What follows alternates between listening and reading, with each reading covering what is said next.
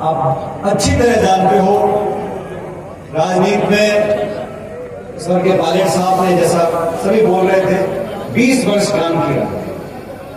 20 साल में उन्होंने एक अलग जगाई लोगों के अंदर, किसानों के अंदर, और मैं उनकी उपलब्धि को पद नहीं मानता हूं। बहुत से सांसद बनते हैं, बहुत से मंत्री बनते हैं, बड़े बड़े पदों पर लोग बैठते हैं, लेकिन जनता के बीच में जाकर उनके दुख और दर्द को महसूस करना, समस्या का समाधान ढूंढना, वो संकल्प शक्ति रखना, नेतृत्व प्रदान करना, लड़ाई लड़ना, संघर्ष करना, सत्य को जीत तक पहुंचाना, ये जो राजनेता करते हैं उनको लोग लंबे समय तक याद करते हैं। और मुझे सौभाग्य प्राप्त हुआ, उस घर में मैं पैदा हुआ और मैं भी गणित कर रहा था।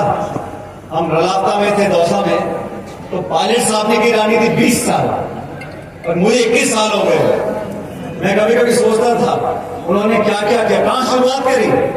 मेरे दादा हवलदार थे फौज में, 40 साल की उम्र में रिटायर हो गए। घर में पायलट साहब के अनाथ होने के बाद 3 बहनें थी, बहुत ज्यादा जमीन नहीं थी, खेती बाड़ी करते थे, दूध डेयरी का काम था।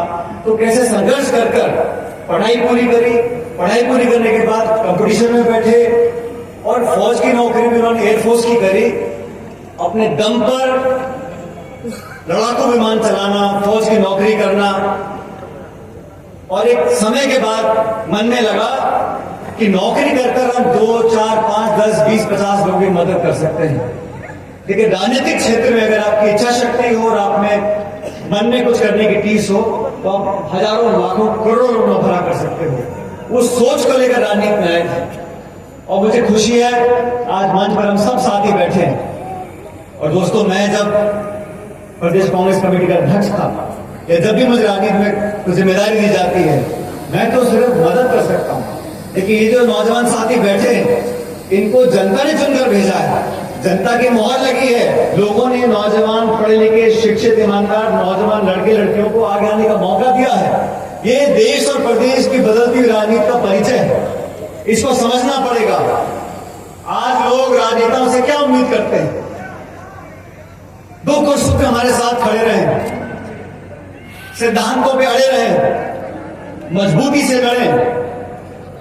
हार भी होती है, जीत भी होती है, सत्ता में होते हैं, विपक्ष में होते हैं, लेकिन हम जैसे भी हैं सच्चे बनकर रहें, पारदर्शी बनकर रहें, जवाबदेही हो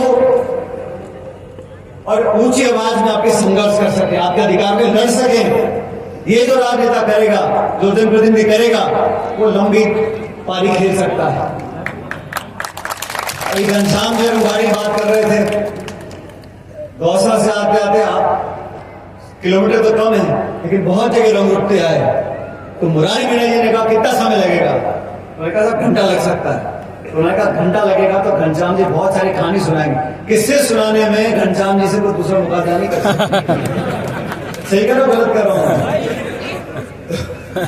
किससे भी सुनाना, लेकिन जो व्यक्ति राजनीति करता है, अंत में आके उसको कितना बड़ा नेता बन जाए, 5 साल पूरे हुए तो जनता की चौखट को जाके नाक रगड़नी पड़ती।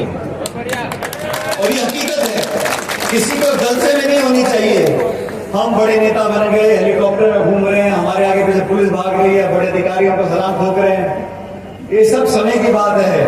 ये चक्का ऐसा घूमता है, बहुत जल्दी घूमता है। और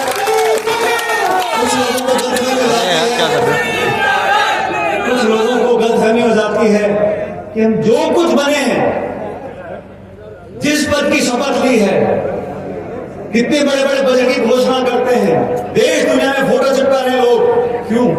क्योंकि जनता ने वोट डाला है। और जनता को जो भूल गया और ऐसे ऐसे करके आगे बढ़ गया, उसको भी जब पैसा लगाती है, वो भी हमने देखा है। तो भलाई इसी में है। बच्चियां क्यों भटक रहे हैं बेरोजगार? उनको रास्ता दिखाना, अवसर पैदा करना, उद्योग लगाना, नौकरियां लगवाना, ये लोगों का काम है जो जनता की वोट लेकर जाते हैं। आज जयपुर और दिल्ली में ऐसे लोग बैठे हैं जो आवाज को दबाना जानते हैं। ईडी के छापे, सीबीआई के छापे, पुलिस के छापे, और एक बार आप छापे डलवा दो विपक्षी नेता का चरित्र हनन करा दो, वो बापड़ा 20 साल तक कचेरी के चक्कर काटता रहेगा, सफाई देता फिरेगा। एक बार कीचड़ फेंक दो, दाग डाल दो, फिर वो नेतागिरी भूल जाएगा, जनता भूल जाएगा, कोर्ट कचहरी वकील एफिडेविट में लगा रहेगा। तो जो सत्ता में लोग हैं, इस प्रकार की रणनीति नहीं अपनानी चाहिए। प्रजातंत्र में, लोकतंत्र में हर व्यक्ति को बोलने का अधिकार है, और लोकतंत्र में, लोकशाही में जितनी जिम्मेदारी सत्ता पक्ष की है उतनी विपक्ष की भी है। हम सब संघर्ष करते हैं, हमारे जितने साथी मंच पर बैठे हैं, इन सब लोगों ने सालों साल तक लोगों की लड़ाई लड़ी है, तब जाके जनता ने आशीर्वाद दिया है। और जो लोग आज दिल्ली जयपुर में सत्ता में काबिज हैं, ये पता ही नहीं प्रदेश में इस सरकार को चला कौन रहा है। अधिकारी चला रहे हैं, मुख्यमंत्री चला रहे हैं, उप मुख्यमंत्री चला रहे हैं, दिल्ली से चल रही है, नागपुर से चल रही है, चला कौन रहा है। पुलिस पर आक्रमण कर रहे हैं, सीकर में हुआ 2 दिन पहले, आजकल भीलवाड़ा में हो गया, लूटपाट हो रही है, गैंग वॉर हो रहे हैं, गोलियां चल रही हैं, आबरू लूटी जा रही है बहन बेटियों की, वो संभालने वाला नहीं है। जब तक नेतृत्व मजबूत नहीं होगा, प्रशासन, पुलिस और सरकार चलाना आसान बात नहीं है। यहां बेखराब है, पता ही किसी को नहीं है। एक मंत्री कुछ कह रहा है, दूसरा मंत्री कुछ कह रहा है, एक मंत्री है नहीं है ये पता ही हमारे को नहीं है। मैंने बहुत बार हाथ जोड़ के कहा, मैंने कहा बड़ी मुश्किल से सत्ता प्राप्ति हुई है, इसका आप लाभ उठाओ, जनता की सेवा करो। रूठने से काम नहीं चलता। राजनीति में तो जनता अगर मौका दे, उसका फायदा उठा के जनता के लिए काम करना पड़ता है। इसलिए आप लोगों को आने वाले समय में देखना है कौन हितैषी है और कौन हमेशा हिंदू, मुसलमान, मंदिर, मस्जिद, इस चक्कर में लोगों को घुमाते रहते हैं।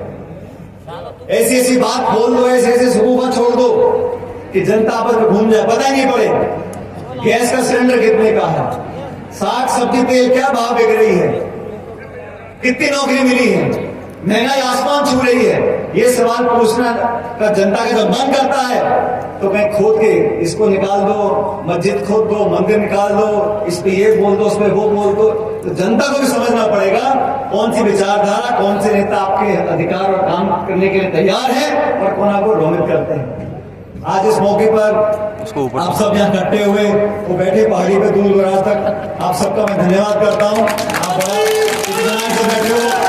और सन 1997 में स्वर्गीय पायलट साहब आए थे, 25-30 साल हो गए, 28 साल पहले वो आए थे।